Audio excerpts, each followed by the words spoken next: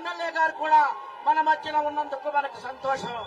అలాగే మన కేంద్ర మంత్రివర్యులు, మరి మాజీ మంత్రివర్యులు, మరి ఐఏఎస్ చదివి మరి తర్వాత రాజకీయంలో మరి ఎంతో విశేష కృషి చేసి బాపట్ల నియోజకవర్గం నుంచి గెలిచినటువంటి మానీయుడు మన జేడి శీలం గారిని కూడా ఇక్కడ మనం ఉన్నందుకు మనం సంతోషిస్తున్నాం.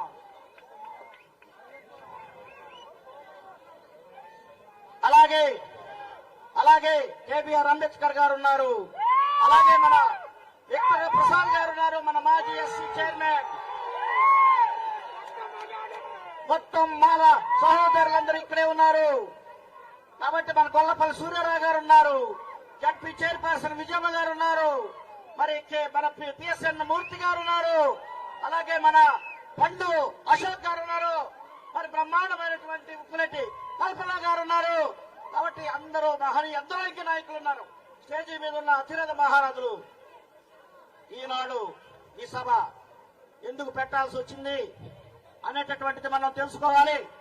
ఎందుకంటే మన యొక్క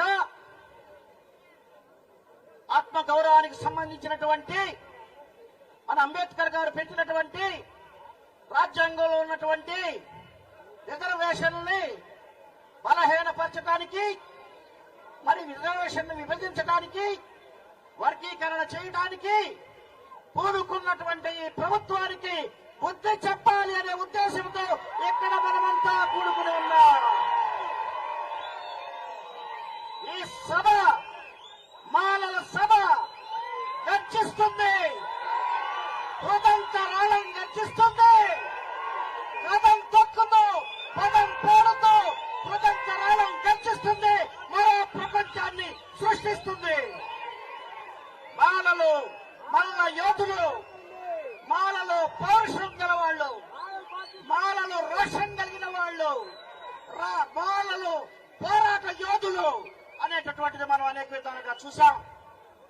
పలనాడు యుద్ధంలో సైన్యాధ్యక్షుడు ఎవరండి? వాళ్ళ కన్నమ నీడు రక్తం చిందించినటువంటి నేల ఇది. అతను మన మానవాడని చెప్పుకోవడానికి గర్వపడుతున్నాం.